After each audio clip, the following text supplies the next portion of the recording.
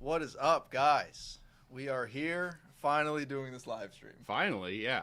It took, what, 2 months of us trying to... 3. Well, 3 of us trying to figure it out.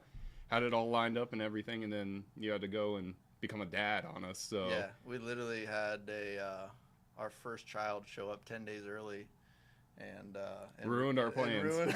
Ruined our plans. But all good. Everything's great, and we are finally here, so... For those of you who don't know, I mean, this is Brent, SeeYaDude. This is him in the flesh. I mean, tell us about your channel a little bit. What kind of content do you make? Kind of, how do you go about things? So, pretty much entirely saltwater fishing. Grew up in this area. Grew up in Dunedin. Fished around here for majority of my life. And I think it was like 2018 I started just getting an old GoPro, I think a GoPro 4. And I was just... The GoPro 4. Yeah, old school, so like the thick case on it, audio terrible. But just going out and putting it on my head and just doing it for fun. And pretty much up until... Honestly, pretty much up until COVID, it was mostly just like a fun thing I was just doing on the side when I was bored. And then COVID hit, and no one had anything better to do than to fish or watch fishing videos. Yeah. So the channel just exploded from there, and then really have not looked back ever since. Yeah, no, that's cool. I think that provided so many like opportunities. I mean, it obviously was not all good things, but it opened up so many doors. But I mean, like, one thing I like about your channel is that we've talked about this a lot, but like, I think you're so relatable because you're not out there fishing $500 reels and $500 rods. I mean, that's not the majority of the people out there. Regardless of what people say or what you see, that is not how most people are going and fishing. So first off, I think we need a premise with, I've known Adam since high school. We were just messing around in math class and like everything, but... Mr. Lewis, Yeah, and I've known Adam for a while, and when I was like really was starting to get into all of this, you would always come up to me and just be like, why are you still using like a pen battle? Like, why like these, like, not a bad reel at all, like great reel, but I love like something that can just like take a beating and keep going. I mean, I was fishing Stratics. You were fishing Stratics, like high-end, super nice stuff, and I was just like, I'm very much a if it ain't broke, don't fix it kind of guy. That's fact. And I don't, even if it is broken, ride it until it's like unbearable. Yeah, you're also the king of like the foot-long leaders. Yep. Yeah. I've gotten better at that. I learned within the last year how to tie an FG knot. So look at me, I'm still learning things. There you go. Yeah. But no, that was good. No, we've known it. How old are we? 28. Mm-hmm. We've known each other since middle school, right? Or the ninth grade? Ninth grade, I mean, we've come a long way. We have come a long way. We're functioning adults now, I think. Yeah, and it was funny, like, growing up, I used to fish on, like, my grandpa's pontoon boat when he had the pontoon boat, and then he sold it for a while. I didn't have any access to a boat. your family actually had the sea hunt that we would take out in high school. And then when it came time for me to get my own boat, I'm like, that boat was sick. Dude. So then that was like my first choice. I was just like, this thing's awesome. I remember you and your dad talking to me and my dad, and this is before your dad moved on the water. And it was like, so my parents lived on the water at the time, had the boat back there. It was super convenient, super nice to be able to, have access like that. I mean, you put the boat in the water and you're fishing in 15 minutes. Yeah. You're not going hooking up the boat, taking it out there. It was super nice. And I remember your dad, and I think we were at my house or something like that, and your dad couldn't believe how easy and simple that was. And he's like, what if we bought a house on the water? And what if we bought that boat? Yeah. And could we do that? And look at us now. Yeah. Yeah. I mean, you guys did do that. Now I'm rocking the Sea Hunt just like you guys used to. Yeah, no, it's a cool boat. But even that though is like the Penn Battle thing, right? Yep. That's not a super high end, super expensive boat that you see a lot of people who probably got them for free, fishing on YouTube out there. I think you're like super relatable to a huge chunk of people out there. I mean, again, you look at some of these shows where they got, dozens of Twin Powers or dozens of Stellas on the boat that were free, by the way. I mean, that's not how it works for you. And I think that's why it's so relatable. But, I mean, I guess let's just want to get into fishing now. I was going to say another, I feel like what also makes me relatable is that, I go out and throw lures. I challenge myself a little bit, but I just like going out there and catching fish. And I do what works and kind of what's honestly the easiest. And I think people can relate to that because if they're going out fishing once every month or something like that, they don't want to go out and really challenge themselves too much. They want to go throw some cut bait for redfish. They want to go get some live shrimp. And it's proven stuff that catches fish. Yeah. The more I fish, the less I care about stuff like that, and it's more like how I'm catching them. It's not the fact that I'm catching them or not. It's when I'm fishing a lot, which I'm not right now with a 3-month-old at home, that doesn't really help the fishing schedule very much. But when I'm fishing a lot, all I want to do is sit on the bow of a skiff with a fly rod and throw a redfish. Yeah. But that's not a great way to go catch 20 fish. No. If you tell me somebody that's caught 20 fish on a fly rod in Tampa Bay in one day. That's Texas stuff that Brandon's doing in Texas right now. That is not how the fishing works here. But with spinning rod, and especially cut bait, it opens the door for days like that. Dude, especially right now. Yeah. Right now is prime time for redfish on cut bait. If you go out, it's super hot right now, especially a high tide, they're trying to get up in those mangroves and trying to get out of the sun. They're just like us. They don't want to be too hot. They don't want to be hot and bothered out there. They're getting in the shade of those mangroves, getting deep in there. If you can sling a cut bait right into a deep pocket on the mangroves right now, it is unbeatable. You can just go out there and absolutely crush them all day if you wanted to. Yeah, that's some of the biggest fish I think I've caught, redfish wise, have been on cut bait. It's a way it's an easy way. You don't have to go mess with a cast net near as much as you do. I mean, depending on how you are with the net and what the white bait looks like. But going out and catching pinfish in a net is a whole different ballgame than going trying to chum and catch white bait. Yeah. And a lot of times it can seem to work better than white bait in certain times. I mean, you're not always going to catch a bunch of snook on cut pinfish, but you've caught some of your biggest snook on cut pinfish. My PB for the longest time was on half a pinfish with a wire leader going for sharks. And that was 40 inches. Dock. No. That was off the dock. That was right by the causeway over there. Just soaking, trying to catch those little 4-foot sharks, just trying to have a day out there. And just a 40-inch snook and one just as big as it was following it all the way down to the boat. And that was my PB for the longest time until last year I broke it with JC. But that was grunts off the beach. That fish? Oh, geez, 41 and a half? Yeah, that's a fat fish. Yeah, that thing was it's in the thumbnail. There you go. But yeah, can't beat the cut bait right now. Super easy technique. And then, like you were saying, it's super easy if you want to catch on your own. But a lot of the tackle shops around here don't sell white bait, but they sell pinfish. Yeah. So you could literally go to a bait shop, pick up live pinfish, and go out there and do it. And you don't even have to throw in that or sabiki or anything. You don't even need a ton. If you're going to go get white bait, what are you going to go get, 10 dozen? Yeah. Or 15 dozen? And again, there's places in the Keys that sell pilchards for $25 a dozen. Yeah, no. You know, spend $1,000 on bait to go fishing shore? No. Nobody's going to do that. But I mean, when we would do that, it was going out and we'd buy a dozen. We'd go out for a couple hours in the evening. Yeah. And we would just slay them. Yeah. It was ridiculous. We would throw them on like a number, like it's like either a 1/0 or a number 1 like owner SSW. Mm-hmm. And it was those fish on the no motor zone out there. Yeah. And it was the same school of fish. And this was probably a 3-month span or 2.5-month span before one of our hurricanes in the past 5 years. But we would go out and the same school of fish would be there every single night. Low tide? And it was, yeah, on low Yep. tide. But however low the tide was, so I mean, the no motor zone, you know, is probably 500 yards off the mangroves. Yeah. And wherever the tide was, that was determining where the fish were in terms of how far up on the bar they were or not. Yeah. So like on a super low, I mean, they were even off the signs. Yeah. And then on, let's say if it was like a 0.5, which is not that low of a tide. I mean, in the wintertime, we get, -1s and 2s. Yeah. And so this was not that low of water, but they'd be in off the signs a little bit on the inside of them. But it was the same thing. I mean, the school, we would see the school. Sometimes it would take a while to find them. But once we saw the school, I mean, they weren't mullet. No. You could see mullet jump and you could see mullet push. And especially if you pull up onto a flat, beginning of the morning or something, you haven't seen a lot of fish yet, everything looks like redfish. Yeah. And then you see some jump and the redfish will hang with the mullet. But there was no mullet in these schools of redfish. They were pushing water such a different way. But we would just wait for them to show up and they would, swim, in this direction back and forth. And we would get pinfish out in front of them and just let them move over top. And every single time they would pick them up. Yeah, they love it. No matter how many baits we had, if there was 2 of us, sometimes we're fishing 3 rods. And we would just have baits in the water and they would eat every time. We'd catch a couple. The school would keep going.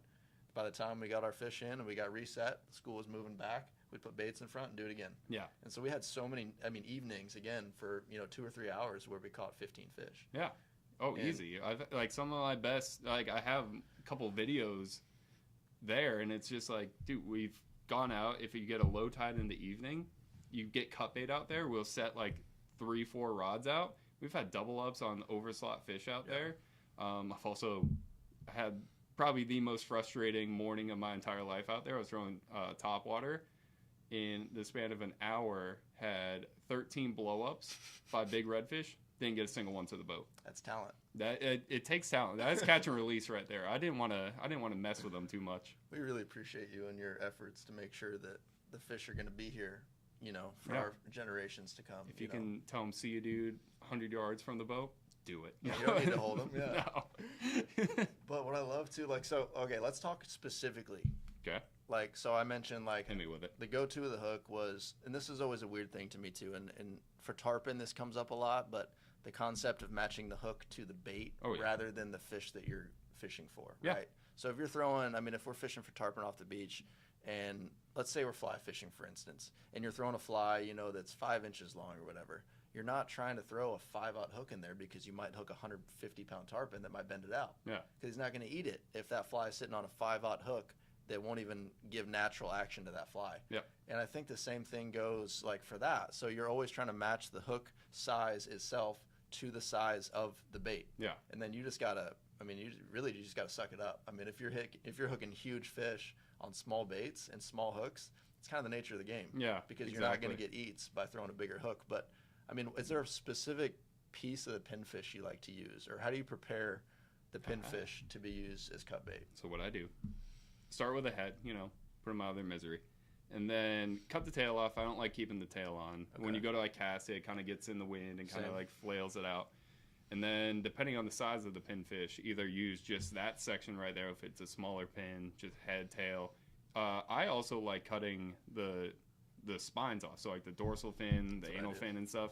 I'm trying to make that thing as easy for them to eat. I don't want them to pick it up, get anything poked in their mouth, get them any sort of issue with it. I want them I just want it like a little sausage. I just slurp up off the bottom. Likes a good sausage. Yeah, and you want to make it as easy for them as possible, so that's what I do. And then like I was saying, if it's a small pin, head, tail, fins, you're good to go. If it's a bigger pin, then you can cut it into sections. But I've always found if it's a bigger pin, that kind of gut region section always seems to do better for me. I think there's just a little more, scent in there and everything. A little bit beefier than the area by the tail. So you like taking the heads off? Yep. That's interesting. Mm-hmm. I don't always do that. So I prefer the smaller pinfish, and I don't mean like the pinfish like this, because you got to be able to cast it. But I generally like, if I can find a 4-inch pinfish, that to me is the spot. Yeah. And so I've got my, bait shears or whatever, and I love cutting the fins off. Like, it helps with casting, like you were saying too, but also, like, you just didn't mention this, but it's the same thing, but like it reels through the grass so much easier. Oh yeah. So if you got to reel in real quick to make a new cast, if you can reel in and not have to, take cabbage and salad, off of that bait, you can get it back out there in front of a fish way better. Yep. And so, like, but I like to leave the head on, but I hook them backwards. So I'll take the tail off, but I'll hook them backwards, and I feel like it's almost like casting a torpedo. Yep. The head acts like, the cone of a rocket or something like that. And it just allows you to cast, I think, so much farther. That's one thing with, like you were saying, if you're cutting them into 2 sections like I do, you have like the middle section and the tail section. If you're using the tail section, I always hook it right by where I cut the tail off, like the skinny part right there. Have a lot more accurate cast. Well, the hook stays in so well. It does. Too. And then if you have like the middle section, I do it on like the belly of it. It's just something like if you have a bait dangling, you want the heavier part on the bottom. That way, when you go to cast, it just 100%. sends it. 100%. But then as far as hooks and stuff like that, I think it really, like you were saying, you have to match it to your bait. You don't want like a crazy big hook for like a small or whatever. But you also kind of have to base it off the situation. So if like you're on a flat, there's nothing they can really break you off on or anything. Point. Yeah. You can loosen your drag. You can use a lighter hook. You can use smaller everything.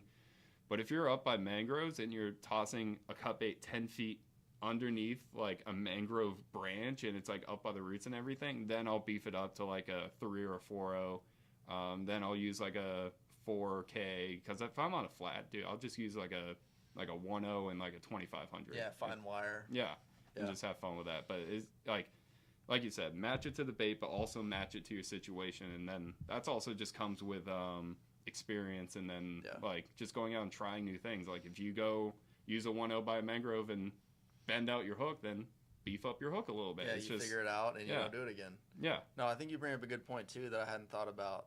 I mean, for talking about, but you talk about cover and fishing in cover, and I tell people this in the store all the time. Like, obviously, circle hooks are the best, most healthiest way to catch a fish in terms of the fish's health, right? They do. They've been proven over and over and over and over again, and that's legally what you have to be using offshore on the reefs, by the way. Yep. And you have to be using circle hooks when you're dropping baits down onto a reef. But they're not always the best for hooking fish, to be totally honest. I mean, everyone knows circle hooks. The idea is the point of the hook is bent in, so that if the fish does indeed swallow the bait, the hook is bent in towards itself, so it's not going to be as likely to hook guts and into your surfaces like that. And then when they hit the closed mouth from the inside, that's when they stop and they turn and they pull in. But the disadvantage to that versus something like an SSW that doesn't, I mean, it's a very similar shape, but it doesn't have the bent point that most of the circle hooks have, is like when you're fishing in cover, like in those situations, you're fishing docks, you're fishing mangroves. It doesn't even matter if you're not fishing for big fish, but I don't like circle hooks because right when I feel that bite, I need to hit that fish. I need to get it out. Yeah. And like with the circle hook, if you do that, you're going to pull it out of its mouth 9 times out of 10. Yeah. You got to let them eat it a little bit more, and you got to be way slower to the take. You can't just snap them like you need to when they're in cover. And so that's when I really like using a hook like that, because you can just rip them and start cranking. I love or that. You can try at least. I love that comment on my videos when I'm like fishing mangroves and stuff. As soon as you feel that bite, you have to hit them, or else they're going to tangle you up on everything. And then you'll pull it out of their mouth a lot of times, and people will comment and be like, "You have to let them eat it for longer." I'm like, if I let them eat it, I'm in the mangroves. Like it's not gonna work. I would rather miss a bunch of fish than hook a good one, and it's like already so far back in the mangroves. It's just like you're saying, the name of the game. You just got to kind of deal with the kind of side effects of what you choose to do one way or the other. Yeah, no, for sure. I mean, redfish is pretty much what's hot right now. Yeah. I mean, we're kind of at the tail end. I mean, I know there's still tarpon out there. I know there's people catching them. The guiding, I'm sure, has slowed down as it should.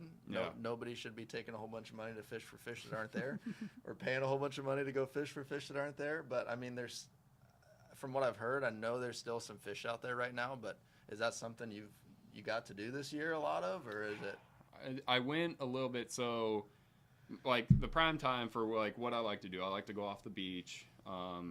Try and look for the schools of fish rolling off the beach and use a pinfish either on like a free line or under a bobber or anything like that.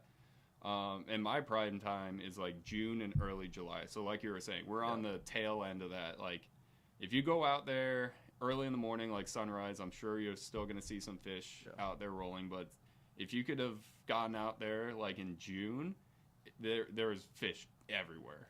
But this year specifically, I only went out for them twice and had blasphemy. I went out for them twice this year.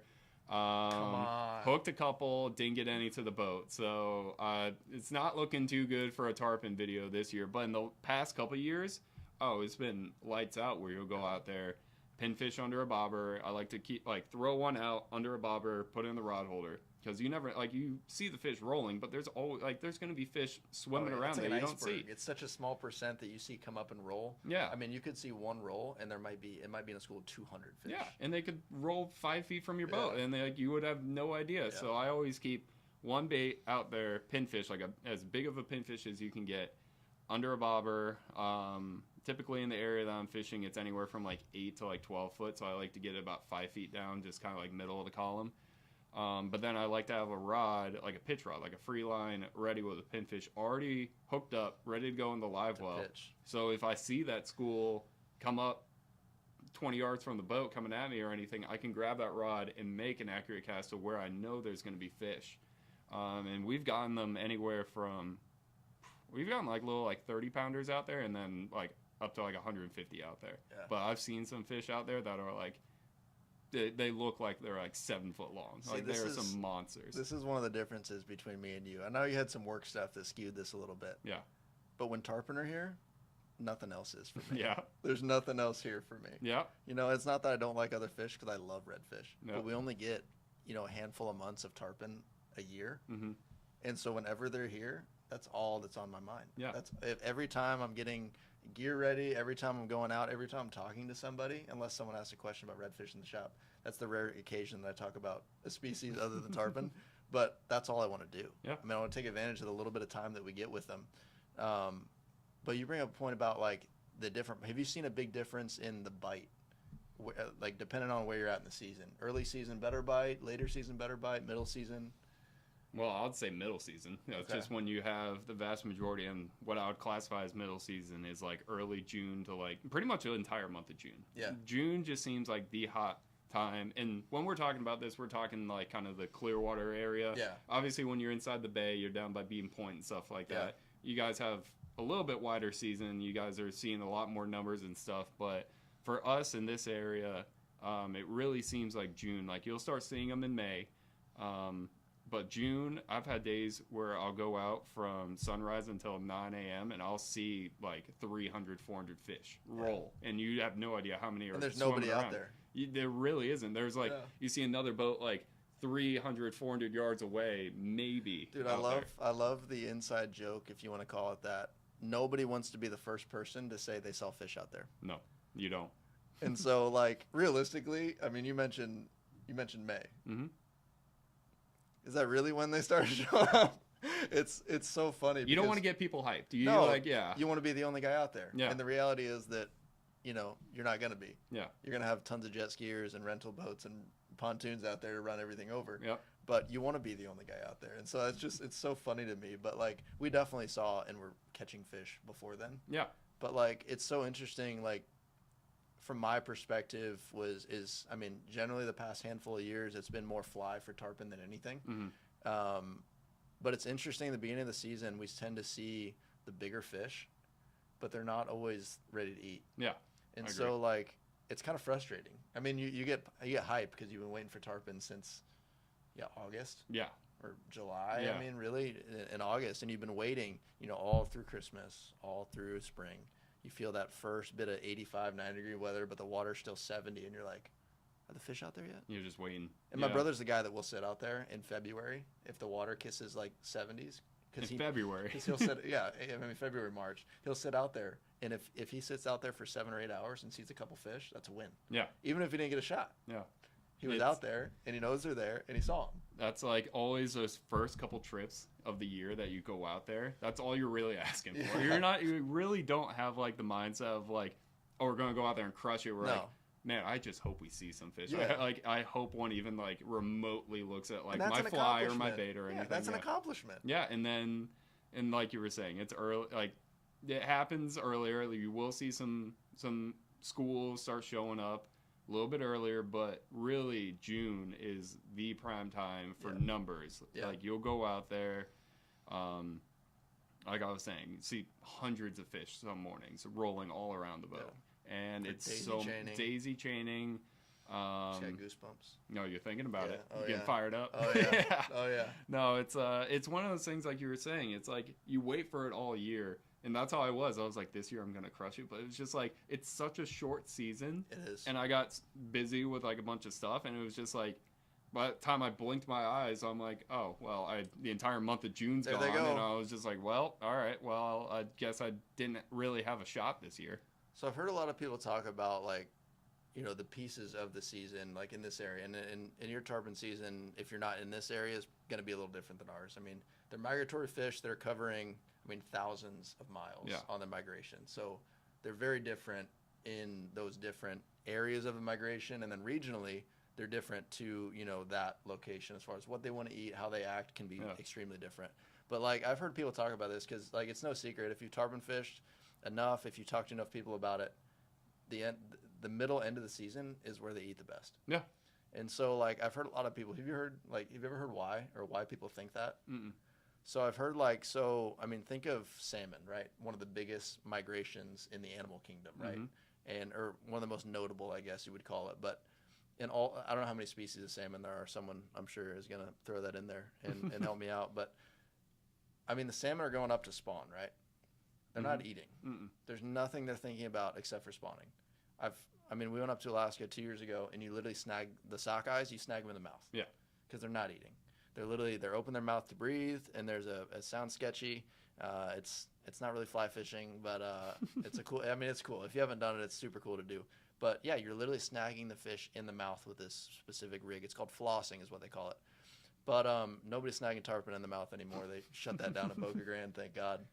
But they're not eating. And so in tarpon, I think, are not that textbook. They're not wired that much to say don't eat. Mm-hmm. As much as a salmon is.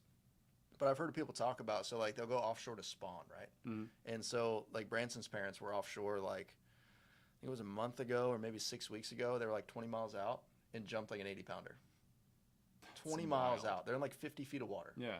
And they saw a school coming by, ate a flatline pinfish, and they jumped an 80-pounder. That's crazy. And so they're going out there to spawn. Yeah, they are. And so I've heard once they get back, I'm sure it takes a lot of energy. I'm sure the migration as a whole, Mm-hmm. takes a ton of energy. They're covering so much water. And then spawning again, I'm sure it takes another big chunk of energy.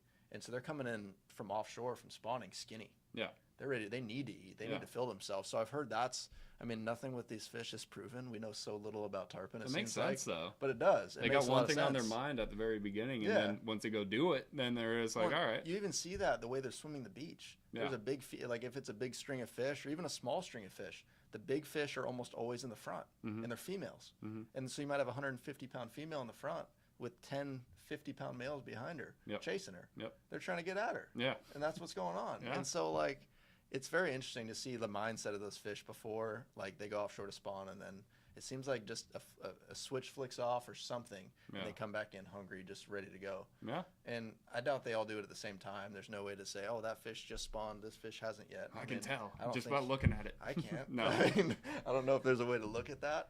I'm sure somebody will come up with something about the way they look or something, but it's just interesting to see the progression through the entire season. Yeah, and that kind of goes into where we are now, where we were talking about that later part of the season, but there are still some fish out there, and I don't know exactly when they spawn, but it sounds like they could be pretty hungry right now. So if you're able to get out there and actually find some fish out there, there's a good likelihood that they could eat. Let's get to your favorite species here. I know where you're going with this. Where am I going? You're going with the big old bridge beast, aren't you? Got to. Yep. Got to. that's what I think that's what the people that found you and found your channel, I think that's how they found it. Well, yeah, those are some of my, the one is my most popular video on YouTube, and it is going for those big old bridge beast, a big old black drum inside the bay during the summer on half a blue crab. And shout out to my buddy Tate, because he's actually the one that kind of got me onto that. I remember I was up in college. Tate's a good dude. He also has red hair, which immediately makes him really good. Yeah. So I'm just friends with a bunch of gingers, but it's fine. yeah, that's how it works. But yeah, he was out there crushing them and like posting it on Instagram, and I was just stuck up in Connecticut, just wanting to do any sort of fishing. And Husky. I was just like, once we get back home, I need to get on those. And he took me out there for the first time, and it was, I didn't know that's yeah, how. Yeah. No way. Yeah. So we went out, and that was my first time was going out with him. And ever since then, I don't think I recorded at all that first year. I think it was the next year. Then I had the GoPro on my head and started making the first videos. And I remember that, getting out there with the kayaks, dude. oh yeah. And that was work, dude. It was a lot of work. You had to make sure you had like a high tide, because if you went out there at low tide, you had about like a 3-foot just like cement piling that you had to climb Covered yourself. in oysters. Covered. And you had to like pull your kayak up and everything. It was a mess. But it was so much fun to get out there, because you're using, I mean, this past year, I was spoiled. Went out on a boat. We used side scan, found them. I was using like big spinning reels and stuff like that. Dude, that's a cheat code, man. It is a cheat code. It is unreal. It was to the point where it was my buddy Dylan over at Hog Squad, and he was just on the side scan, and he would just be like, "Oh, there's about 10 of them over there. Pitch in," and as soon as it hit the bottom, just thump. You know how many hours I spent on those pilings waiting for a 1-to-1? just giving each set of pilings like a half hour of like nothing but soaking crabs out Yeah, there. because it's not like that water's clear. No, it is like some of the bridges. It's like maybe even like 5-6 foot, like pretty shallow. You're not seeing bottom. No, And never. I mean, no tide, no conditions, nothing makes that water clear. No, and that's how we used to do it. We would be out there just hoping for a bite, dropping crabs. Luckily, you don't get like too much bycatch. We get like bonnet heads and like big sail cats and stuff like that. But that's a bonus. Big sail cat. Throw that in the cooler. No, it's pretty much like once you're out there and you drop a crab, if you feel it's a thump. I always describe it, if anyone's gone like Goliath grouper fishing, know that thump that you feel. It's like a mini version of that, and it is just like, you know right away, like, I just got picked up. It's about to be an absolute war for the next, like, minute and a half. That was, I remember for me, like, the first time I did that, I don't remember that specific first time, but, like, when we were doing that, I mean, this was in, like, 10th or 11th grade probably. Yeah. And, like, besides catching tarpon off and on, I hadn't caught a lot of tarpon at that point, but that was like the only big fish that I've caught, right? And I'm not talking about, like, I've caught some 35 plus, 38-inch snook, stuff like that. I mean, that's a big fish, don't get me wrong. Yeah. But, like, what's a 38-inch snook weigh? 18 pounds? Yeah. Probably 16 pounds. I mean, it could weigh 20 pounds. And then you go out there and get those, like... Yeah, but these could be 60. Yeah. Or 70. That's what, and, like, it was a different level of big fish experience than I'd had before. Yeah. Dylan was telling me last year he saw a guy pull up, like, a 70-pounder out there. Like, they can get massive. I think the biggest one I ever got was probably like in the ballpark around 40 out there. The vast majority of them are between like 20 and 25. Yeah. And then if you get one closer to 30, that's a big one. But still, they're 40 or 45 inches. Yeah, they're big uglies. Yeah. They are so beat up and just disgusting out there. Their lips was one of the first things I noticed on those. The first time we pulled one of those things up, their lip is the strangest thing you've ever seen. It's like puffy. And it's nothing but gums. It's like but it's like a sponge. Yeah. It's like a Scotch-Brite pad. It is it's the weirdest like texture and feeling. I don't know why that's what stuck out. That's what you remember most about those black drum. I remember the Scotch-Brite lips. But no, it was so different for me because, like, I mean, I love sight fishing. That's if I can be doing anything, I'd rather be sight fishing than doing it any other way. I mean, Boca Grande fishing's fun. Fishing the pass is fun. But if I never did it again, I'd be fine with that. Yeah. Now I'd go down and fish the beaches. And try. Yeah. Yeah. But I don't want to sing bait 70 feet down. I'd rather be able to cast in something and see it and have to work an artificial to feed it. Yeah. So I mean that was one thing, since I have such a passion for that. It was amazing to me how much I love catching those black drum though. It's like the polar opposite of what you're describing right now. It is, but it's just it's easy. Yep. and you can go catch fish. I mean, that's something you want to talk about relatability. It's Yeah. something that anybody can go do. If you got a kayak or if you got a boat and can get a way out there, yeah. Anybody can go do that. Yeah. And it's, I mean, to have the ability so easily and so accessible to go catch 40-pound fish or 30-pound fish, I mean, it's hard to do that anywhere else. Yeah. And I mean, you don't think about black drum as a destination fish, right? Yeah, but that's a cool reason to come down here. Yeah, I mean, the amount of people I've seen comment on like my black drum videos and just be like so eager to try and get on those fish, whether you're from the Tampa Bay area or you're from out of state. I love the comment of people like, they're like, oh, we caught a 5-pound drum on Lake Erie this weekend. I'm like, not the same. It's a different fish. But yeah, the amount of people, like the interest of this big fish that really, like you were saying, anyone really could have the opportunity to go get them if they really wanted to. So have you sight fished those on a flat before? Once. Not over here. It was over on the East Coast. Who were you with? Justin Menendez. Okay, so Yeah. what was that? I'm sure I watched the video back in the day. Yeah, this was a while ago. This was like 3 years ago. We're on his Ginu, and we see like all these wakes pushing on this flat, and we're just like, dude. He's like, dude, no. He's like, these are big redfish, and we're like, all right. We have nothing but lures on the boat, and we pull up, and we're pretty much like running them over, and it's like this school of like 100. Just on a flat? Just on a flat, just cruising the flat. Didn't really look like they were feeding. Where was that at? He's over in, where is it? Like Fort Pierce or something? Melbourne. Or Jupiter, Melbourne? Yeah. But we're over there, and all we had was like paddle tails and stuff. And I was just like, whatever. I cast in there. This black drum smoked a paddle tail. And he... Is it dark colored? I don't remember. But he throws in something. He hooks up right away. We're doubled up. On the Ginu? Yeah. Double, like, we, like, hopped, like, once it got close, I literally, like, hopped out and, like, unhooked it and stuff like that. But, no, I think we ended up catching, like, 5 or 6. Like, they were just eating artificial. And that's like bridge-sized fish? Yeah, like around 20-pounders.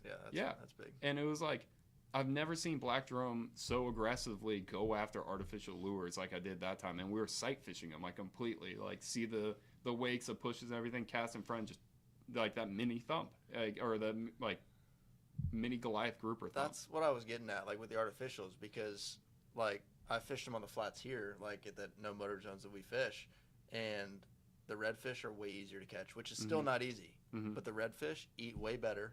They don't spook near as easily as the black drum on that stupid freaking flat. Because sometimes we'll pull up there and that's all we can find. Yeah. I mean, we'll search the whole flat. We'll spend 3 hours pulling around that flat and can find nothing but black drum and can't catch one. And now they're different. I mean, they're not the giant breeding bridge 40-pounders or anything like that. I mean, they're anywhere from 18 inches to 23 inches. They're not very big fish. But I have yet to catch one of those fish. On cut bait, on the shorelines, nothing. Yeah. I've not caught one of those fish before. It's and I've caught dozens of redfish on that flat. I just remember the only other spot I did catch one was Venice, Louisiana. But we also had sheep's head smacking our baits too. Like we were throwing like spinner baits pretty much, like redfish magic. Sheep's head were smacking it. So I just think it's like a different, it's like, it was not fair to see the compare Venice, redfish, black drum, everything they got over there with us here in Tampa Bay. Even the guides we're with, they do like tournaments all over like the South, and they were saying that they went and did a tournament down in Tampa. I think it was like down in like the Sarasota area. They said they found a school of 200 redfish that they fished for 2 days straight and caught 3. We caught 3 redfish in 5 minutes in Louisiana. It was not. It's not the same. That doesn't sound fun. No, it's not, but like. It's just like it's crazy to think that like the same species of fish, same everything except for where they are and the pressure that they feel from fishing. We have tremendous fishing pressure here. Yeah. And these fish wise up because if you're dumb, you're getting caught, and a lot of times you're getting eaten. And I think it's just like generations of that happening. Like the smarter fish are the ones that survive, they breed, and then they move on. And we gotta step it up. And we got to do the same thing. We got to adapt like they're doing. But that brings up an interesting point that I'm glad you said. So like Brandon that used to work in here, Captain Brandon Alexander, it's B-Fly Charter Company, but he's in Texas right now. He goes to Texas right after tarpon season, or he cuts off a little bit of tarpon season here to go to Texas. He fishes at a lodge, a Bay Flats lodge at a Sea Drift. This is his second season doing it there. But those redfish are like those Louisiana redfish in terms of, I mean, they're dumb. They're like And- willingness to bite anything. And that's a place where they'll go have 20 and 30 fish on fly days regularly. Yeah. And they're not huge fish. I mean, some of the biggest fish I've seen are from catching them are upper 20s, which is still a good fish. Yeah. But I mean, we'll get 30+ inch fish out here somewhat regularly. Yeah. I've seen a 38 caught out here. That's one of the bigger ones I've ever seen. But That's I mean, a tank. like 30-inch redfish is not uncommon around here. No. And so those fish are a little bit smaller. But he brought up the point too of, so all their water there's not much tide there. Okay. Not hardly at all. And the water is so interesting in the vegetation. There's no mangroves like we have down here. It's all reed. grass. Yeah. And so, they're almost purely on a shrimp diet. Mm-hmm. There's really not many bait fish where these fish are found. It's almost all shrimp. And they'll have shrimp hatches, and you'll see shrimp snapping out in these little bays. So it's all these little tributary, alcove, river, whatever you want to call it, and all these little, they call them lakes, and just all over the place. So they'll pull up to these new lakes, and the whole lake might be this much. I mean, that deep. So they're all running Chidim boats, so they can run in anything, little 2-degree boat runs in 5 or 6 inches of water, which is not something I wanted to be doing. But what he was saying though, so the water's never clear. Kind of like in the bridge scenario, it's never clear. And he was saying that, so like he just posted a video yesterday, and one of his clients, literally there was like 5 or 6 fish tailing probably 40 feet from the boat. It's an easy shot. And it's absolutely slick calm. And the guy didn't just lay it out and it didn't just flutter down and hit the water. His leader turned over and his fly smacked the water. It didn't care. Nothing spooked. Yeah. And there's 5 tails still up after the fly hits the water. Yep. And the guy starts stripping. You see one of those tails go down and start motoring his fly, and he crushes it. But what he was saying about those fish, he thinks their eye is a teeny bit smaller than the fish here. And he says it looks like their lateral line is a little more pronounced. So it's more off feeling. It's kinking their scales a little bit more. He says you can just see a little more definition on that line. So what he's thinking is they're a teeny bit different, and they've adapted to having no clarity ever. And they've turned on all the gears for vibration and smell. Yeah. And so, like, the redfish down here can still feel vibration and still smell, but they also rely on eyesight. Yeah. I've had so many fish come up and look at a fly or come up and look at an artificial and take off because of what it looked like. Not necessarily because of what it smelled like or what the vibration was doing with a paddle tail or whatever. But that was so interesting. And I bet you there's scenarios, if you dig deep enough, all over the place of the same species of fish that have adapted physically to different areas. Yeah. And that was just something I never heard about. I never talked about. It makes sense. I never thought about it. But yeah, I mean, I'm a smart guy. But no, I just never thought about that before. Yeah. And it was super interesting to me. Yeah. And I guess we have either the best or the worst of both worlds, where we have relatively very clear water here, high fishing pressure, and we just kind of have this perfect storm scenario where these fish are pretty finicky. And in both sides, the bay and the intercoastal. Yeah, it is. It's not that way. Not to say that we don't have a good fishery or anything. Like, we have an amazing fishery, but it is definitely tougher than it, like, going to Louisiana, like you were talking about. I remember one time, it was literally the first redfish I saw the entire trip. I dropped this little, like, jig head or something, whatever I was using, 10 inches in front of its face. And it just beeline straight forward and hammered it. You didn't even cast. You just dipped it on the water. Literally, I could have cane pulled it. Like, it was... You should have. He just smoked it. And I turned to the guy. I'm like, is this how it is all the time? He's like, no, like, maybe 1 out of every 10 won't like, hit it. They'll spook off. I'm like, you realize for us in Tampa, it's, like, complete opposite. It's like 1 out of... Not even 1 out of every 10. 1 out of every, like, 30 fish. If you drop a bait... like some artificial right in front of its face, it's gonna spook. Yeah, every single time. It's annoying, but it's a fun little challenge. Dude, I love talking to somebody and either, like, let's say somebody comes in the store and they fish a lot, right? But they have somebody, a close family member or like close friend or something like that that's just getting into fishing, and they go somewhere like that for the first time. It's the best. It is. Or if they, like, let's say they just have a crazy day. Like, I mean, I kind of have a story like that when we were in Boca Grande when I was a kid. We weren't tarpon fishing, we were snook fishing. But my first exposure to snook fishing was catching 150 in like 3 hours on one spot. We never moved. Yeah. The buddy of ours, was launching whitebait out on the shoreline as fast as we could get one on the hook and get a bait in the water. Yeah. They were getting eaten. We're reeling them in. I got 2 older brothers. We all got one over 35 inches. Wow. Okay. And it was, but my dad's like, this the point I'm making. So like when we got back to the ramp, my dad's like, thanks. Now these kids think snook fishing. Thanks, is you like ruined this. it for them. Yeah, it's so funny. I love when somebody's first experience with, whatever type of fishing or fishing as a whole is a day like that, because the expectation sits here. I remember and it can only go down.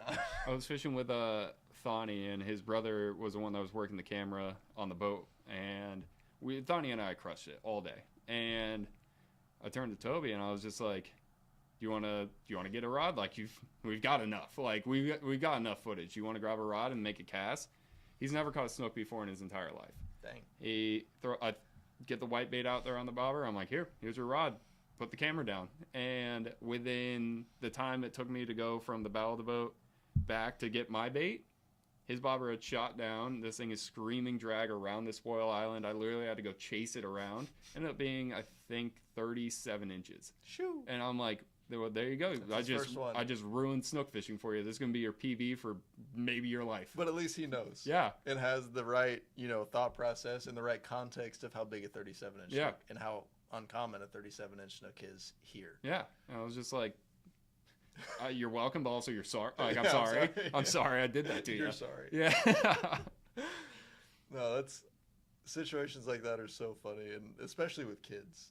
Like a whole kid's, thought process around fishing being that all the time. Yeah. Is so funny. Well, that's good though. You take kids out, you want them to be consistent action. It's like I'm not going to take a kid out to go unless they want tarpon fishing. It's like there's a good shot we may not even hook a fish today. For sure. That's how it works. Like get some live shrimp, go to an oyster bar at high tide. You're getting redfish, trout, snook, black drum, sheepshead. You're getting everything. You see a school of jacks on the surface. Yeah. You want to go bend a rod. And I mean, just because they're not looked at as a game fish doesn't mean they can't provide a lot of fun. I mean, I have some adult friends of mine that I still have to do that. I have to make sure they're entertained. Yeah, I don't mind doing that. Exactly. If it's been a slow day or you haven't tugged on a good fish in a while, it's fun to do. People ask me, they're like, what do you like to do? Like, what's your favorite thing, like your pastime? And recently now it's golf. I'm getting into golf a little bit. That's what we're talking about. But in the past, my answer would just be fishing without cameras. And it's just like,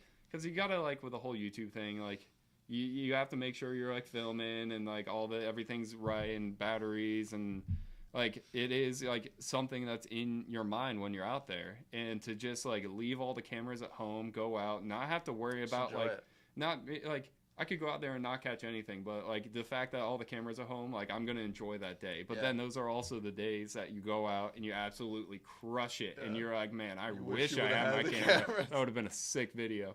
We got a good question here. Who's the worst charter captain in Tampa Bay? Oh, no, I got nobody in mind for that one, but JC Fishing. No, I'm just kidding. He's my good buddy. The worst captain. No, just kidding.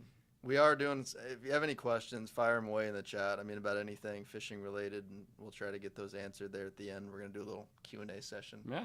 As long as questions come through. But, we got the black drum locked down. We got tarpon locked down. Scallop is shut down. I mean, scallop, we were going to talk a lot about scalloping, but that just closed down. Why did it happen? I scallop in Pasco County, and because you can in Pinellas. Yeah, you can in Pinellas. The closest area for me with my boat is Pasco, and apparently they were doing some readings on the scallops or whatever, and they were high, and I'm gonna some sort of bacteria or something bad. They had high levels of something bad. It's very specific. And I went to college for fisheries biology and everything like that, and I'm now resorting to they found something. And bad. You have a degree. Yes, you finished. Yes, I finished, and but yeah, no, they found something bad and they wanted to shut it down. So went out there and crushed it a bunch of times this year. Before my freezer is full of bad scallops now. Apparently, hey, about that. Yeah, well. We'll still have our scallop dinner, don't you worry. But I know scallops are shut down. I mean, what's coming up? What's going to be something that we can look forward to? Kingfish. Kingfish again, yes. Kingfish should be showing. I mean, it's still so hot, but once it starts cooling off, I love going out there. I try to make it a mission once in the spring, once in the fall. Go offshore, kind of with the mindset of I want to get some kingfish to bring it back and make some fish dip, because I'll make like a whole bunch of fish dip out of it. You get like just either one good one or you get like a couple smaller ones. Dude, you have fish dip for days, and I like feed all the friends and family with all this fish dip. That's the best way to eat it. I mean, it's not my favorite fish to eat. You know? I've never had it any other way, so I have no idea. It's fine, but I just like it and smoked in fish dip. Oh yeah, the best way to eat it. But there's also, I mean, there's not something else out there really. There's an elite group of fish with kingfish that pull drag like those things do. Yeah. You want to talk about, I mean, I've seen water, literally, if your line was wet, if you were pitching at something and you reeled that wet line into your reel and then you hooked one, you will literally see water spray off your spool because it's spinning so fast and the water just flies out. It's so much fun. And they call them smokers, right? For two reasons, because you put them on the smoker and because they smoke line out of your reel. Yeah, they're so much fun, especially if you can find the ones like 15 plus pounds. Yeah. Oh, you get a little 4K out there. That's so much fun to go out there and do. See, this is another interesting, conflicting thing that we have. I kind of figured as soon as that came out of my mouth that yeah. Because who kingfishes the 4K? I am the king of, I know we were talking about like what size reels and stuff for like redfish. I'm the king of using undersized gear for fish that should be required to use bigger gear. Yeah. So, but like, you're not like a 1K guy. You're no, not that no. guy. Oh, I'm not like. No, don't put that on me. No, it's like my go-to size reel for honestly like 90% of inshore fishing is a 2500. Yeah, I think that's fair. And I've found situations where I should not have been using a 2500. Like what? I remember I was fishing with JC and we were fishing docks for snook. We had whitebait. And we're just kind of cruising along, and we see this one. It was probably like 35 inches, sitting under a boat, like on a lift. All I had was my 2500 with 20-pound fluoro leader. I was just like, let me toss this right in there. Mint. This thing ate immediately and just ran straight through all the pilings. It took me 5 minutes of just loosening the drag and like coaxing it out. I eventually got it out. You landed? Yeah, I landed it. And it was just like, JC's like, you're the only one that would be tossing a 2500 at like a 35-inch snook. If you had a 4K and like a 1020, that fish somehow would have found a way to not eat. Yeah. I don't know why, but it always works that way. 20 pound leader, the biggest fish always come on the smallest rods. Yeah. I don't know why. My kind of mindset with a lot of techniques for fishing, whether it's like, this is like huge for like mangrove snapper offshore. You really want to get away with the lightest line, the smallest hook, and everything that you can possibly get away with. I agree with that. Like, there's that fine line. Like, you don't want to be dumb and be dropping like, I don't know, like 6-pound tests to like fish on a wreck or anything like that. But like it's something you got to play around with, because some days you'll start by dropping like 20-pound or like fishing for anything you get using like, let's say like 30-pound to start. And you're not getting the bites. Try dropping down that leader size and just kind of make that like a note in your head, like maybe back down or back off the drag a little bit. I think people would be shocked if more people did that and didn't just accept the fact that the fish weren't biting. Yeah. I think people would be shocked about how much of a difference that can make. Yeah. And my thought process, the way I look at it is the eat is what matters the most. Because if you can't get the eat, nothing else matters. Yeah. Your line doesn't matter. The rod and reel does not matter. None of that matters if the fish doesn't bite the thing that's connected to all that anyway. Yeah. And so, we talk about, again, I relate everything back to tarpon. But, 60 and 80 pound is probably what most people would talk about for tarpon, right? And you're going to catch fish on 60 and 80. A lot of people do it. 80 is probably the standard Boca Grande pass. Yeah. But you're talking about 80 foot of water. It's probably not super bright down there. It's probably fairly dim. And those fish aren't going to be able to see as well. But you're talking about 5 feet of water off the beach here. Yeah. In clear water. The water is clear. And the fish can it's funny how that works. Isn't that weird? They actually named it because the water was clear. Yeah. But I don't know if that's actually why, but I'm assuming that's why they named it that. I think that's a good guess. Yeah. It's probably a good guess. Hopefully I'm right. But no, that's something, because when I'm fishing for tarpon off the beach, I use 50 pound. Yeah.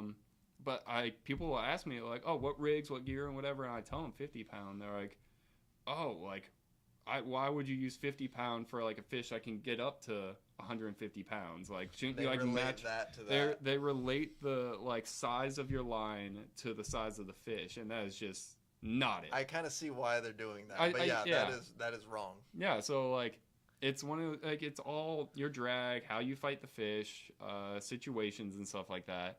But yeah, no, it's the lighter, smaller hook, like the smallest hook you can get away with, match your bait and everything, and leader gets you more bites in the long run. And like you were saying, you need to get bites to catch fish. Yeah, 100%. And like we had this kid in the other day, and he was fishing tarpon in a unique place that I fished tarpon a lot growing up, and there's big fish there, and the water's dirty. Mm-hmm. But he was talking about he kept breaking off with 60.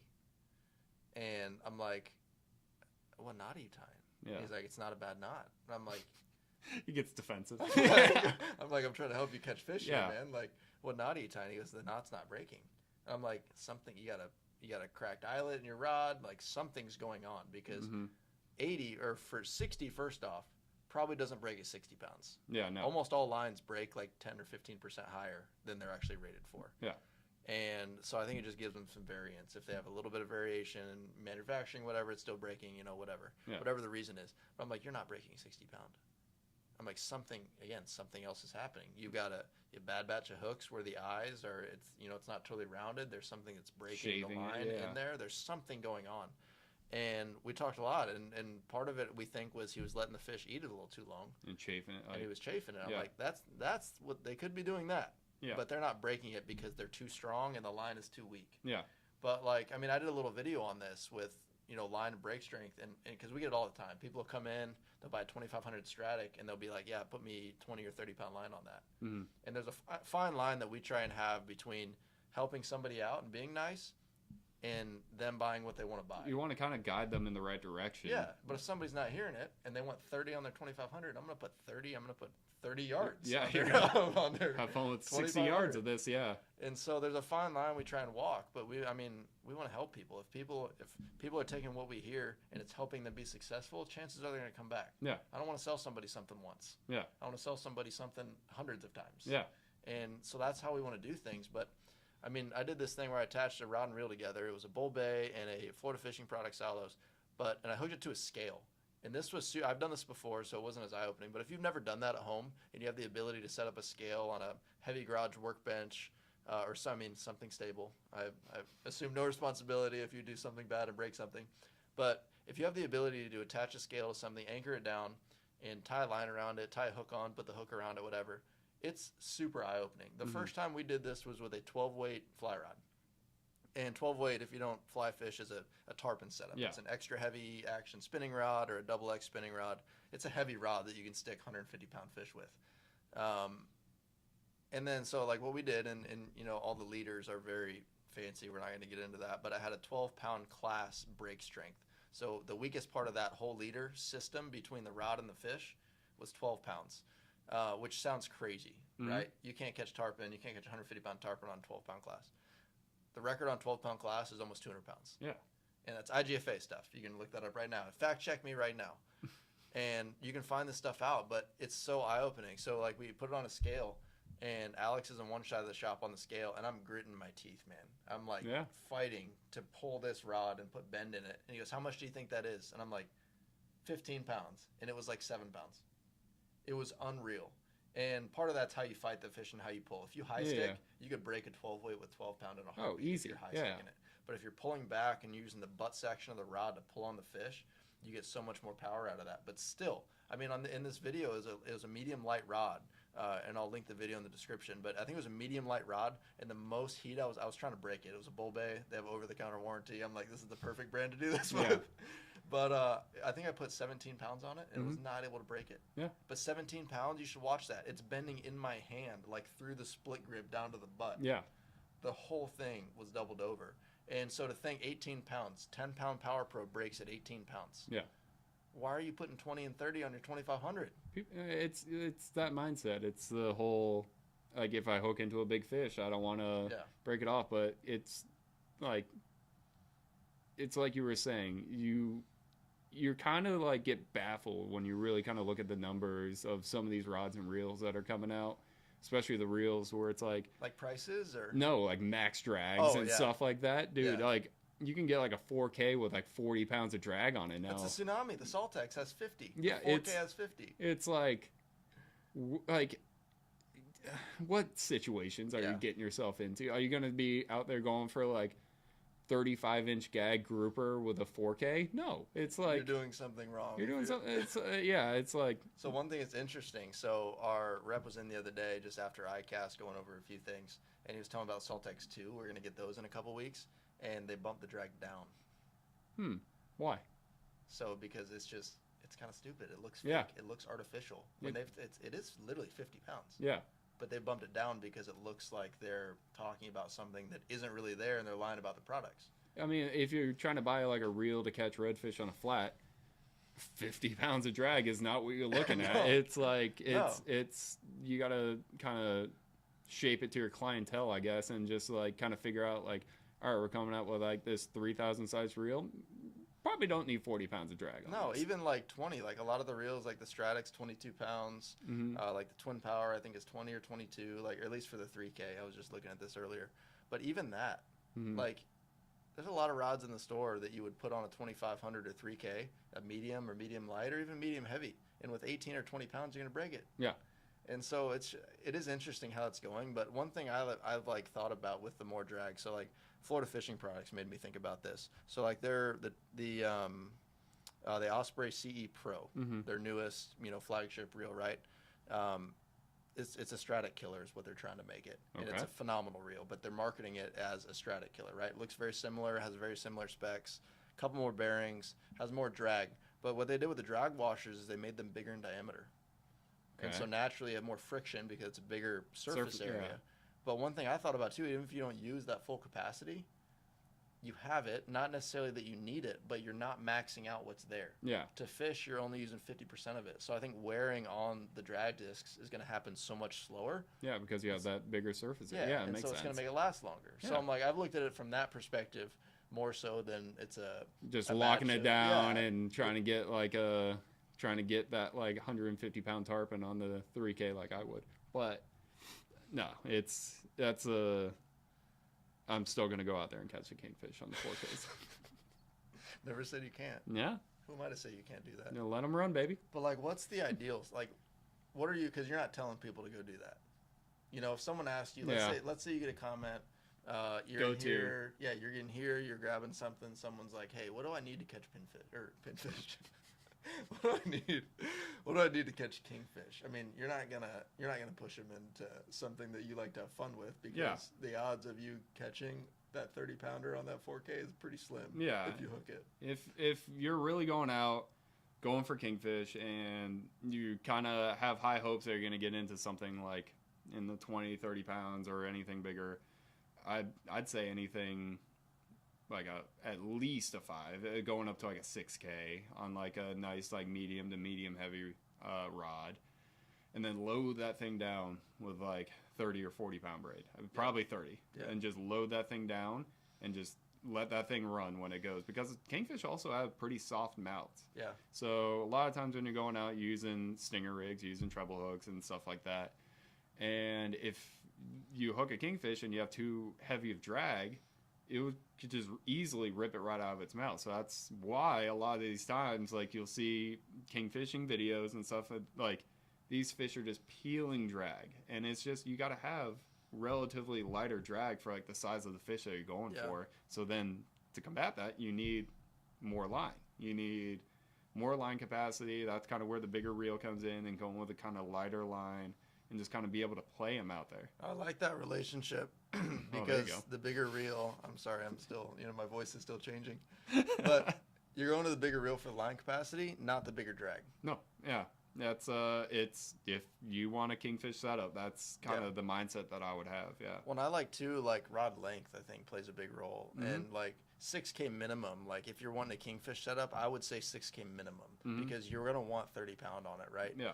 And so, like, a lot of people are even using 8Ks. Like, this is tarpon related again, because I always have to go back to tarpon. But you have to. Jimmy Huddleston was in a few weeks ago. He just got, maybe a month ago now, he just got back from Boca, and he was fishing 14K Saragosas down there. And you know what leader he was using? 40 pound. Yeah. and let them run, baby. getting eats. Yeah. And catching fish. I mean, I'm sure they broke fish off. You have to down there when there's sharks on it. Yeah. But it's so much easier to do with 40. But I mean, he was fishing the 14Ks for 1, line capacity, and 2, that it's a BFC, the billfish cam or whatever, and it has a faster gear ratio. It's like 6-7 to 1 or something instead of a 6-2. And so when that fish decides to turn at him, that his clients can keep up with it easier. And now it's a bigger reel. It's going to probably, I mean, you're going to have more fatigue when you're holding something like that versus an 8K that a lot of people would use for tarpon. But again, it's kind of one of those, the right tool for the right job thing. Yep. But like as far as kingfish is concerned, I mean, rods. I mean, there's like the kingfish specific rods. There's not a lot of spinning kingfish specific rods, right? Like Star makes a kingfish rod. It's conventional. I know there's a bunch of brands that make kingfish rods. Bull Bay has the Kingfish series of rods. Oh, really? And like the Brute Forces, they do, but they're 711s. They're always 8 feet or 711 or 710. I mean, it's 8 foot's not popular right now because shipping is stupid on anything 8 feet. Oh, yeah. So what's the next best thing? 711. 711, baby. And so like that's one of the reasons for that if you've seen that. But like they seem to have glass in them too. They're always very, very soft on the tip, and they always have backbone. Yeah. It's like, I mean, it's no different than the taper that we would throw for inshore artificials. Yeah. Right? I mean, it's just on a different scale. We're not throwing medium action rods out there or medium power rods. Don't slam me in the freaking comments. But, I mean, it's a soft tip and it's backbone. So soft tip. So like for inshore, we obviously use that to work baits. We don't necessarily use that for shock, setting the hook, which I'm sure it definitely, obviously, it still helps with that. But like for kingfish, it would be that when that fish eats going 30 miles an hour, and with a soft mouth, that tip is that shock that allows that to stay in there. Yep. And the longer rod, I mean, just helps with that in general. Yeah, and at least when I'm talking about this, like when I go for kingfish, it is usually slow trolling live baits. Yeah. Same. If you're kind of trolling plugs or anything like that, then it's a little bit different. But as far as like either just throwing out like a free line when you're offshore, or if you're going for kingfish specifically and you're slow trolling big threadies, blue runners, anything like that, that's when you need. That's why I like using spinning reels. I mean, if I can catch anything on a spinning reel, I want to. That's why I was so bringing it back to the black drum. It's hard to argue with that. Yeah. Bringing it back to the black drum, I was so happy this year I finally got one on a spinning reel. I think it's more, I would agree with that. It is more fun, and to me, it's easier to fight a fish and work a fish on a spinning reel. But like for trolling, like, and again, this is not about fighting the fish. This is about how you're fishing and, you know, the effort involved, the tools involved into the fishing itself, not fighting the fish. But I'd much rather troll with conventionals. Yeah, or I'd I much agree. rather drop to the bottom with conventionals. Yeah. And it's just easier to do when the spool is shaped like that. You got a lever, you got a star cast. drag, whatever. Yeah. And it's just, but I think fighting a fish, there's nothing like doing that on a spinning reel. It's funny. It's Dylan from Hog Squad. He's from California. They do not use spinning reels. They like are only using conventional reels For anything. He was like, you get made fun of. They call it like a pepper grinder, and they like get that out of here. Like they're casting these conventionals. So when he saw me like slinging half a crab with a conventional, he was proud of me. But then I went back. Was he making fun of how like not good you were doing and slinging them, or were you letting it rip? Oh, I was letting them rip, baby. Let it eat. I was just letting it out and just pray for no backlash.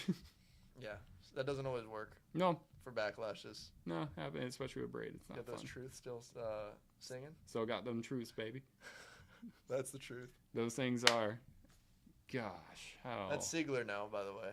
Yeah, old school, they were Truth. I think there was something before Truth. They've changed their name a couple times. But those reels, they talk about comments and people like asking for like rigs and stuff. That is the most popular like comment. Is just like, what are those reels? I want like dude, I've had them for. I was trying to remember now, dude. Like at least 6 years, going on 7 years, and they're still like my go-to. Yeah, you got those in high school. Yeah. It's been longer than that, dude. Yeah. Wow, I'm old. Yeah, we're almost coming up on our 10 years. Yeah, that's fun. 10-year reunion. Yeah, but it was I actually got my biggest gag grouper ever. It was 40 on the dot on that Truth setup. And it's like, and this reel is like this big, by the way. It's the Truth SG or the Siegler SG, so it's a small game. But it was funny when I was bringing it out there with the guys, Max Berman and all them. He was just like, "You're gonna be using that?" like what for like snapper. Like it was just like you're not gonna get like a big gag, and I did break off a couple times, but I ended up getting that 40-incher up. What rod do you have it on? St. Croix something. But it literally on that big gag, the amount of drag, or like, I was thumbing the spool, the rod was bending so much that I was literally, the line was cutting into like the foam handle right above the reel because the rod cool. it was scary. Hey, you're bending up into your hands. Yeah, oh dude, you feel it like in like the butt of the rod, I swear. It was just terrifying. But got the fish, and that's one of those things I always think about, like, what PB do you have right now that you think is going to be your PB for the rest of your life? Because that is like the one that I keep going back to, and I'm like, that's a good question. I think about this a lot. I'm like, what PBs do I have currently? I caught a big old rainbow trout in Alaska. I forgot the exact size, but that's probably going to be it. But it's like, I got a good one. Okay. Halibut. Oh, true. You got a big one. Yeah, like I said, we were in Alaska a few years ago. We went halibut fishing one day. It was like 2 hours south of where we were staying. But it was a snotty day, dude. We go out in this, we get up to we thought it was a boat ramp, but we pull up to this, like, basically this parking lot, like gravel parking lot, and there's like 6 boats in it, and they're all these aluminum, like, pilot house boats. Up front, you drive it from the front pretty much. Yeah. And you got a little bit of cover in there, and then it's open back, 26 to 32 feet, ish. We're in the 26, by the way. But the guy hooks the boat up to the trailer and drives down the hill to the beach, and it was black sand beach. And I'm like, and there's like 3-footers breaking. I'm like, how are we going to do this? And there's the most hood tractor that you've ever seen. And this just crazy Alaskan guy that would just hook up to each one. And drop them in. So we're all on the boat. He puts it in at like a 45-degree angle pretty much. And you just let it rip. And then coming back is sketchy because you literally on plane drive the boat up onto the trailer.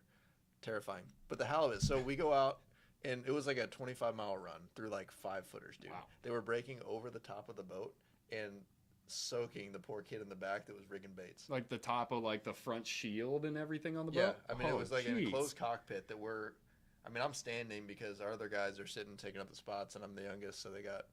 No, you got bullied. Yeah. So that happened, and they're bigger than me. So I'm standing kind of in the doorway in there, but this poor kid, dude, has got these salmon carcasses, and he's rigging these baits, and he's wearing like a full Grundens like dry suit, like from Deadliest Catch. Like it has wrist cuffs, like sealing him in. It has a neck cuff sealing him in. He's got extra tufts on, and the kid, it looks like God has a 5-gallon bucket of ice water and just keeps refilling and just dumping. Yeah. And the kid wore it like a champ. But we had like 3 people get sick. But the first bait we drop, it's like 300. Just throw that in there. Dude, it's like 300 feet of water. Yep. And the first bait we dropped, we're using, I don't know how many ounces of lead or pounds, I guess. Mm-hmm. But we're using so much lead. There was a 25-foot tide that day. So it's crazy up there. Dude, we had to use so much lead to get to the bottom. And the bait's on the bottom for probably 5 minutes. The guys wanted us to jig it a little bit, so it's puffing, off the sand. And the first fish was probably 110. Yeah. And I was on the first fish and just cranked this thing, and it was absolutely ridiculous. But for the amount of time that I plan on going to Alaska again, how many times the rest of my life, it's probably not going to be very many. Yeah. So, I mean, that's going to be a tough one. I mean, my redfish is like 34, so I really hope I smoke that. Yeah. My snook is, I think, 39-ish, somewhere right in there, or right around 40. I've held a 42 that my brother caught, but I've got a connection on the other coast. I think I can get a significantly larger one. I just haven't cashed that check yet. Now you're with child, so. I know. That's valid. Yeah. Not at the moment. Well, no. But and here he is. No. But, no, it's like, I was thinking about it. I think the gag, that rainbow trout, I have a picture of it somewhere, or my dad has a picture of it somewhere. It's a big old rainbow trout. But you're like little, aren't you? Oh, I think I was 12. Oh, you've seen that picture. Yeah, I'm like, I got like a little beanie. I'm like 3 feet shorter than like the guide that's next to me, and he's like holding this big old rainbow trout. But when I was recently down, like end of June, we were down in the Keys, and I brought my boat down to the Keys, and we went to the Marathon Humps, and I dropped a 420-gram jig down in whatever the humps is, like 500 feet of water. Artificial slinger, what up? And got this big old amberjack. And didn't have any way to like fully measure it. Now our official slinger is gonna tell me I measured it wrong, but I got leader, laid the leader across, got the total length and got the girth of it, and then went back and did like the fish calculator, like size and everything. It said it was between 82 and 84 pounds. So I think a lot of fish. that was a big amberjack. I mean, even call that off by 20%. What's Yeah. 20% of 8? yeah, 16 pounds? Yeah, quick math. So it's still... It's like the hangover meme with like the... So, I mean, the fish was guaranteed north is 70 pounds. Yeah. Well, I did like multiple fish calculators. You know, you got to take the highs and the lows, and you got to get the median, you know, analytics and stuff like that. But yeah, came out to about like 82 to 84 pounds. So that's one that I'm like... I don't want to catch an amberjack that big. Oh, yeah, no. After that one, dude, I was just like, because we were really out there trying to go for blackfin tuna. And it was like, as it was dropping, and it kept dropping, and because usually the blackfins were hitting it like on the way down, like you're in 500 feet, it would just stop like 150 feet down. You're like, I'm not on the bottom, and then you got a blackfin. But as soon as it started going down and it didn't get hit and it was getting closer to the bottom after I got that amberjack, I'm like, no, please don't do this again. Please, I don't want it. I've caught some probably 40 pounds. I couldn't imagine a fish twice that big because we caught them in like 170 feet and it was like 65 miles out of here on a wreck. And we were dropping pinfish down and we were trying to get them to the bottom and we were using like 12 ounces of lead. Shooting them and down. We could not get them past the amberjack. They're just chasing them down. Yeah, they loved it. So I was using a 50 to 100 Therese. It's their heavy, I think. And like a Talica 12 or 16 or whatever. And I have marks on that rod from the gunnel. Because I couldn't keep the rod up off the gunnel of the boat because they were just ripping and just pinning it down. Yeah. And that, folks, is how rods are broken. Yeah. But thank God I didn't break that rod. I mean, those are sweet rods, but I don't want to catch an amberjack that big. No, not 500 feet down. Yeah, that's gross. It was, and I have it on all on slow pitch setup. Yep, on the slow pitch setup, and have it all in footage. It only took me 7 minutes to get it up. Did it really? Proud of myself. Yep. Dang. From start to finish, I looked at the clip. 7 minutes. Minutes. Crank, the fish was going. It well, was coughing up air. It was funny. It was like, I'm dying fighting this fish, like getting it up. And I was with Ryan from Ryan Is Fishing. He was on my boat. And he was hooked up to a blackfin tuna. And it was getting close to the boat, kind of circling. My fish is still probably like 200 feet down. And this had to have been at least 12 foot, probably closer to like 14-foot hammerhead. Starts chasing his blackfin tuna around the boat. That's a scary fish. And I was just like fighting, like I've been fighting this thing, like I'm like so tired, and I'm just like, I'm going to get this thing close to the boat and it's just going to get smoked by a shark. Like this is going to be so depressing. But no, like as soon as he didn't even gaff the tuna, he literally just like flung it in because the shark was on it. And it just kind of disappeared after that. And fish floated up to the surface, and wow, that's the only time I've ever had a fish on the boat, and I went to go try and pick it up for a picture, and I couldn't the first time. I was just like, oh jeez, and like it dropped it back and had to like readjust and stuff. It was that, I think that, like you were saying, I don't really want to catch an amberjack bigger than that ever in my life. That's a PB that's never going to be no desire out to beat it. No desire, unless like you're giving me like a 50 wide to crank this thing up. That amberjack, like you were talking about, the bigger gag, I would hope, would be broken one day, but also like a 40-inch gag is a pretty good size gag. Redfish, obviously, I want to be able to break that. I think, well, I have like a weird rule, and I don't really count PBs if I caught them on a charter. I want to count. I respect that. I want to, like, for the longest time, the only sailfish I'd ever caught was on like a charter in the Keys, and like people were asking me like, "Oh, have you ever caught a sailfish?" And I was like, "Yes," but like put an asterisk next to it. Like I don't really count that. So when I went out and caught one on my boat out of Tampa Bay a couple years ago, that was like a huge check off my list. Like I've caught wahoo on charters in the Keys. That is like my big bucket list fish. It doesn't have to be here. It could be down in the Keys, but it has to be on my own boat with my own gear and doing it that way. And we've tried. Like I try to go down to the Keys at least once a year to try and make it happen. and we have hooked wahoo. Like, I know for a fact we've hooked wahoo.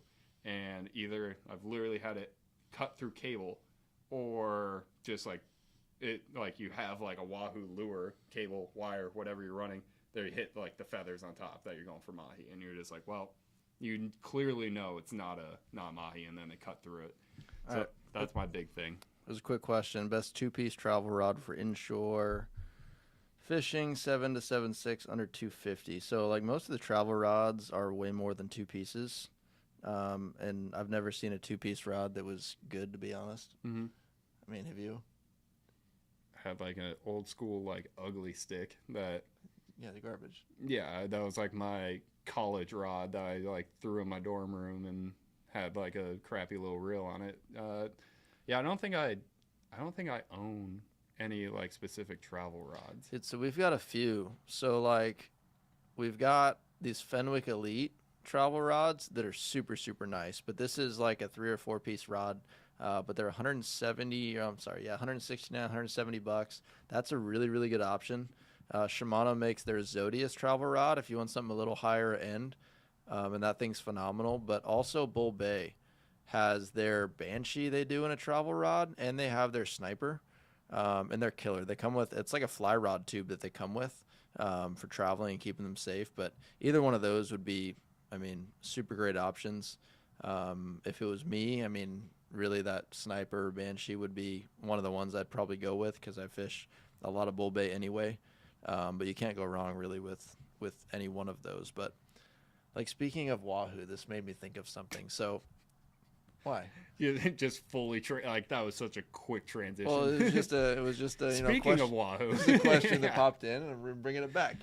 Yeah. But no, we were offshore. And my dad had the Grady, and this was someone's birthday. I don't remember whose birthday it was, but we went offshore. We ended up like 60-ish miles out again, that 180, the 180-foot range. We weren't planning on going that far, but it was like a lake, so we just kept going.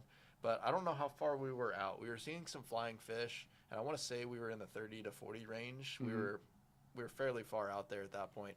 And again, it was like a lake. I mean, Alex likes to say it looks like mayonnaise out there because there's so much glare, dude. It's so smooth. Yeah. And you like see all the glare on it. It looks like mayonnaise, And but we thought we saw something floating. And so we backed off like way away from it. And we start idling up to it. And it turns out it was, did I ever tell you about this? No. Turns out it was a school of probably 200 mahi that were all like 18 inches on the surface with their fins up out of the water. Just floating? Just floating. Huh. And so we like stopped and we started pitching. We didn't, I want to say we had a bunch of pinfish. We had a whole bunch of frozen bait. We had pitch rods with live target scaled sardines. Yep. We had miridines on. They wouldn't eat anything. Mm-hmm. It was so weird. Like in the Keys, when you catch one, they all lose their minds. Yep. And as long as you have one in the water, you can sit there and catch the whole school almost. Yep. And these fish were not like that. And I've heard that about the Gulf from a lot of people. The mahi are different. They're smaller. You don't really get the big bulls very often out here. Yeah, no. But so, I mean, the visibility was wicked clear. So these fish dove probably 40 feet, and they're just kind of staying by the boat. And so we're trying to sink baits down to them. We're trying to get jigs down there. We're trying to get something going. And we hooked one on, I don't know what bait it was. It was probably one of those scaled sardines or one of those miridines or something like that. But so we hooked one, and again, the school did not get fired up, though. So we caught it. I think it was small. We tossed it back. But then we see something, again, these fish are probably 40 feet deep. We see something below them. We probably had 80 foot of visibility. Yeah. It was so clear. We saw something huge below that school. And so the first thought is it's a big bull. Yeah. Right? But it was like deep dark blue, which a lot of the times those fish are blue before you hook them. Yep. They're silver, they're blue, and then once you hook them, they color up and get green. But so we're keeping an eye on this thing, trying to figure out what it is, and it starts pushing the school of mahi up. Yeah, I was going after him. And so but it wasn't like aggressive. It was just kind of drifting down below them. And so the thing comes up, and the school of mahi's probably 15, 20 feet deep now, and this thing's probably 30 or 40, and it was like a 5 or 6 foot wahoo. Mm-hmm. It was unfreaking believable. I'm not the biggest offshore guy in the world. We used to do it quite a bit, but I don't ever remember seeing a wahoo with you. No. In all those trips. I've only seen, I didn't even see it. I was on a trip somewhat recently, within the past year. We're 80 miles out of the middle grounds, and we're chumming up like big flag yellowtails. And it was the guys over at wow, I'm blanking on their name. Can't help you. I'll get it later. But he just starts freaking out. Like, he's like, oh my God. He's like running around the boat. He's not saying anything. Like, he's just like freaking out, grabbing a rod. I'm just like turning around like, what are you doing? You all right? And he was just like, there's a freaking wahoo back there, like just weaving in and out of the yellowtails, picking out the chum. It was just eating the chum that was falling back. He wasn't swiping at the yellowtails. Not swiping at the yellowtails. We were just chunking up like dead greenies or something, and he was picking up the chum. He tries to rig up a rod or whatever, but he never saw it again. But that's the only time that I can think of that I've been on a boat in the Gulf, and there's been like a wahoo visibly around the boat. So we see this fish, and we have nothing even remotely close to being ready for a fish like that. We have no wire. We have wire, but nothing's rigged. We'd have to literally get out of the package. We'd have to tie swivels on. We have to do haywire twist. We literally have to start there. Mm-hmm. And we're like, no, we're not going to do that. And so Alex finds real quick a Saltis 6500. Mm-hmm. It's an 8K size. Yeah. On a 8-foot avid inshore medium heavy. This is a lighter tarpon setup, right? and this is like a 6-foot wahoo. This is a 6-foot wahoo. My guy. And he hooks it with a pinfish. Yep. No wire. It was probably straight 60. But it was like an 8-foot leader, but pitches it out. The wahoo literally wasn't even like, didn't freak out. It just kind of swam over and ate it and kept going. Mm-hmm. And then we're like, all right, that was cool. Now what? And the thing, it was like a dolphin when he takes your ladyfish and he bites it down the middle and he starts swimming off. Yeah. It's not peeling. Yeah. It's just swimming. This thing was just swimming. Yeah. And the rod's doubled over. The line's peeling off pretty good. And then probably 75 yards in, lost his mind.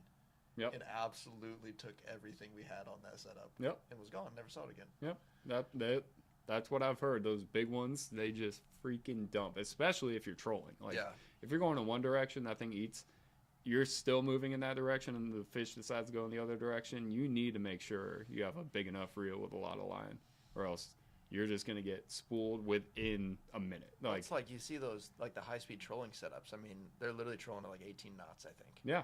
Like, I think it's actually 18 knots. I mean, that's so fast. You're up on plane almost. And they're trolling like 30, 50 wides. Like, yeah.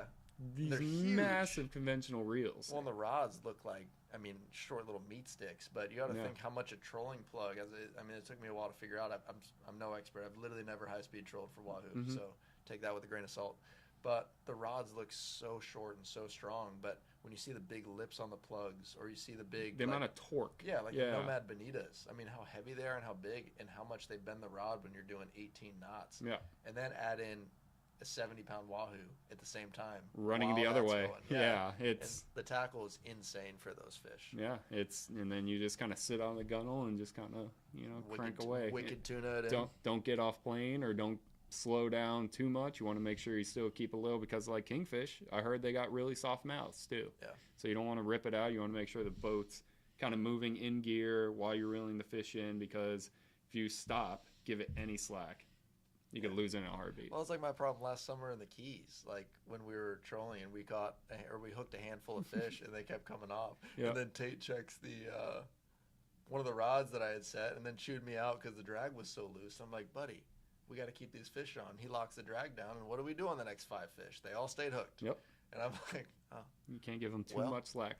well, there we are. We're still learning things. We are. We're still making mistakes. We're still losing fish, and we're still learning. Yeah. Again, it's that relatability thing. I mean, anybody that claims to have this all figured out is a liar. No. It's that simple. I'm still a newbie to all this. Yeah. It's just But make videos. well, I think that about does it. I mean, if there's any last minute questions, fire away. I have 2 Osprey CE Pro 2500s and one of the Bill. I've got a video on that reel where I compare it to a Stratic. So take a look at that video and see. I do a really close shot of it and take a look and see if it looks like that in the video too. I can't go grab one right now, but hopefully we can get that squared away if there's actually something wrong with it. But I mean, anything is kind of, we're closing out and waiting for any questions. I mean, what advice do you have for somebody stepping into the game for the first time? You talking just fishing? Fishing. Okay.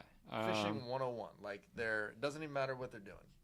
I They're always just getting say the best advice that I can give, and the thing that is going to make you a better fisherman the fastest, is there's nothing better than experience. Like, you have to go out there, you have to make mistakes. Like, you can obviously watch YouTube videos and stuff and like tutorials and everything like that, but that can only get you so far. It's once you get out there and you can actually start putting the tips and techniques and stuff that you've learned online and actually apply them in the real world, and nothing beats experience. So if you're wanting to get into it, starting out, kind of read up, watch YouTube videos, watch SeeYaDude, and then get out on the water. Like, nothing will beat on the water experience when you're trying to learn to become a better fisherman. I think that's really good, and like that makes me think of like the last couple summers. I spent a lot of time tarpon fishing, and there's a guy, Tommy Caloris, incredible guide out of Tarpon Springs, fly fishing and light tackle, and we were sitting in a spot last year. There's quite a few boats there, and he's not a guy that likes to fish around other people, and because there's so many guys that if they see boats, they'll stop because they think, oh, there must be fish there. But we're sitting in this one spot, and Tommy says, we're not seeing fish, and Tommy says something along the lines of, give it. He looks at his watch. He goes, an hour and a half, and it was like literally like that specific of a time frame. He goes, most of the boats are going to clear out. The water is going to clear up because this tide's turning, and we're going to see fish moving right there. And literally almost on the minute, the water cleaned up. The tide started moving, whatever, incoming, outgoing, I don't remember. But literally exactly where he said fish should be, in the time frame he said the fish should be, they were there. Mm-hmm. And that's not something that you learn anywhere. No. It's got to be on the water. It's got to be on the water. Like the amount of time that I think he's put in to learn where fish swim in certain areas. And that applies to, I think, like every type of fishing. Like it's hard to learn. Again, this stuff is great and videos are great. But until you apply what you've learned there to going out and catching fish and spending time in areas. I mean, even if you go out and catch no fish, I mean, chances are you should have learned something. Yeah.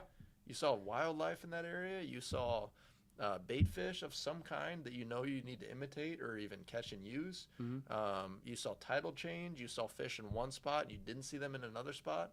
And I think that for me, it's about time like that. And then this comes as you do some time and you get some time out there as you do some time. But drawing strings between all those things that made that day successful. Yeah, you got to have a good memory. You have to. I know people.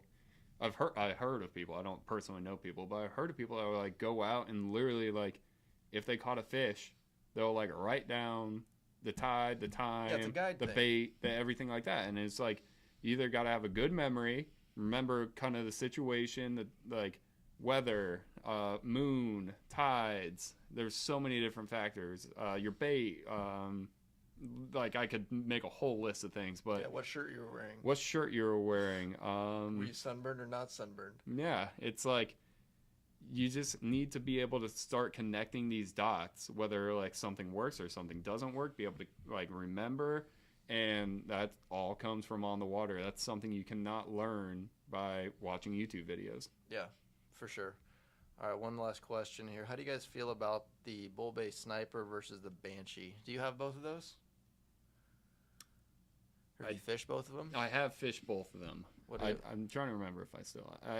So me personally, I'm going to be a little biased for a filming on YouTube purpose. Dude, that Banshee, the color just pops on the cameras. It is like something about it. There's nothing else like that. No, like you get a black rod, you get like a dark rod, and without like whatever background, like whenever you're filming or anything. So from like a bias perspective, when I had both those rods, I was using the Banshee a lot more. But to be like fair, like they're both really good rods. I think if I had to give it like a little bit of an edge, I would say the sniper felt a little better. I think I had one with like kind of relatively the same kind of like specifics and everything on like a 2500, and I think I preferred the sniper, but I think I was using the Banshee more just because from a YouTube it's easier to see. Yeah. So like, I think like I own both. I have I don't remember exactly what model. It's the 5 to 10 like 7.4 Banshee. I think I've got hogfish on that offshore. Yeah, you have. Sick. But and then the snipers, I have the 612. I have the 817. But I think for me, like I noticed, like if I'm fishing bait. Mm-hmm. Especially like stuff like cut bait that's a little heavier, the sniper's way better. Mm-hmm. It's not quite as what's the word? It doesn't quite have as much tip as the Banshee does. Mm-hmm. It's a little bit more. I mean, they're very similar. We're splitting hairs here. Yeah. But I think for throwing lighter artificials or the very light baits, it would probably throw a little greenback a little better than the sniper. Mm-hmm. It definitely throw a shrimp better than the sniper. Mm-hmm. So, I mean, hopefully that helps. I think the Banshee is definitely going to throw the lighter baits better. Yeah. And then the Sniper is going to throw the little bit heavier baits better. So just depends on what you're trying to accomplish with this rod, depending on what kind of fishing you're really trying to do. Yeah, for sure. But cool. Well, we appreciate it, guys. We appreciate Brent for coming in. I'm glad we did this. Yeah, it only took 2 months. Yeah, that's it. It's fine. But let us know if you guys want to keep seeing stuff like this. I'm sure we could get him on here again a little more regular. I don't want to speak for him, but I'm sure we could make it happen. So let us know if that's what you guys want to see. But we appreciate you watching, and we'll catch you in the next one. See you, dudes.